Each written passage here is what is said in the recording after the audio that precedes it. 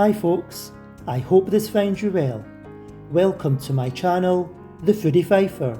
In this, my first video, we'll be taking a closer look at something from Asda's Good and Balanced range. This time, it's their red Thai chicken and fragrant rice. Will it be a case of or So what do we have? We have the chicken, the fragrant rice, an aromatic curry sauce made with coconut cream and lemongrass, and a mix of vibrant vegetables. On the subject of the word vegetables, if you would like to see something amusing, search for Greg Davis, Would I Lie to You? Vegetables. I'll say no more. Each pack is one of your 5 a day, always a bonus, and they're high in protein.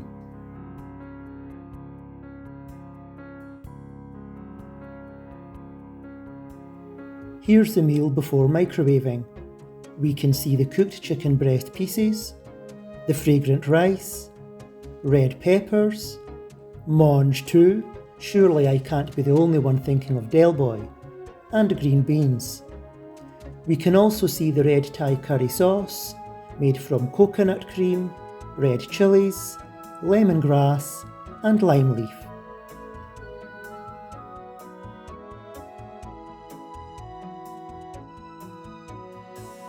The pack weighs 380 grams. When microwaved, it contains 396 calories, 8 grams of fat, 4 grams of saturates, 8.7 grams of sugars, and 1.3 grams of salt, all of these coming in at green or amber on the traffic light system. We can also see the Asda Live Better logo. For products in this range, Asda make 3 promises. Every product has a defined nutritional benefit, you won't see any products with red traffic lights, and every product has been approved by Asda nutritionists.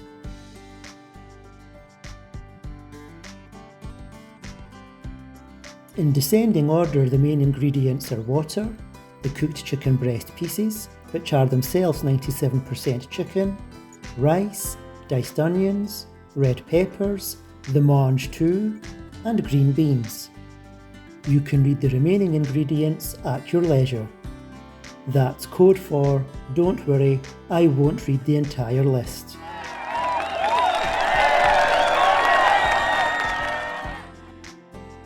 So how do you heat the meal? Well, it's microwave only, 5 minutes in a 700 watt, 4 minutes in a 900 watt. Simply remove the cardboard sleeve, pierce the film lid in several places, place into the microwave and heat on full power, stirring halfway through.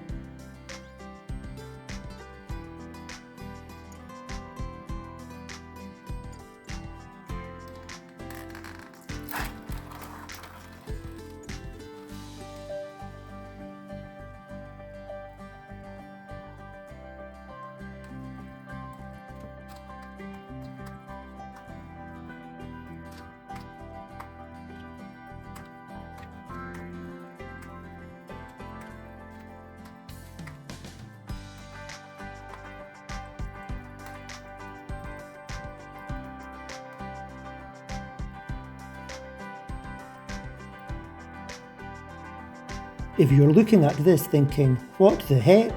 It's simply my method of keeping the film lid securely in place for the second half of heating.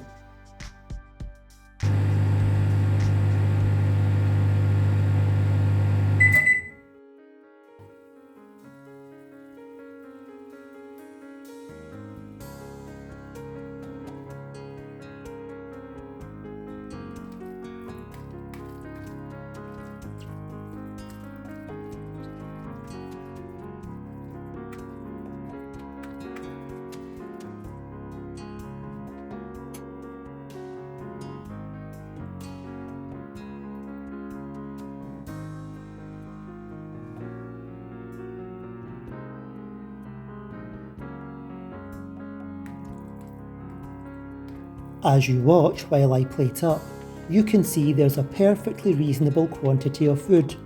Let's be honest, at 380 grams the plate will never be overflowing, but for a healthier meal, that's no bad thing.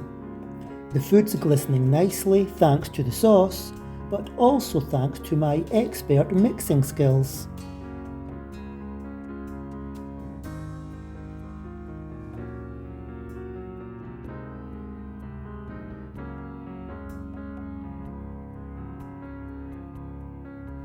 I imagine at least some of you are asking, so how much chicken do we get?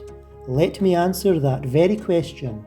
In this meal, there were 6 pieces of chicken, 5 of a reasonable size, and 1 not so much.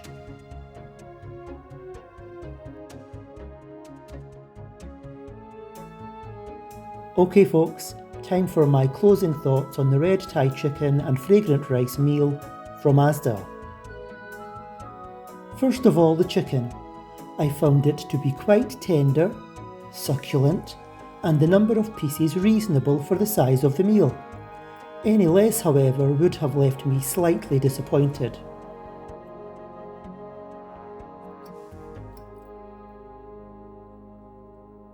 On to the vegetables.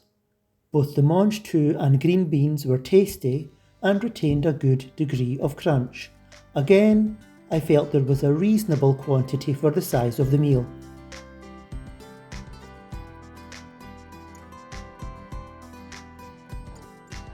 As for the red pepper, again it wasn't too bad consistency-wise, retaining a small degree of crunch. In relation to the intake of calories, fat, saturates and so on, there doesn't appear to be anything of any real significance. This is likely helped by the meal being part of Asda's Live Better range. A useful label to look out for if you enjoy a ready meal but want to try something that doesn't have any red levels on the traffic light system. The rice had a nice consistency. Again, for the size of the meal, there was a reasonable amount. As for the red Thai curry sauce, it was tasty. As you would expect, it had a slight kick to it. For me, this didn't overpower the dish and it proved an ideal partner to the other ingredients.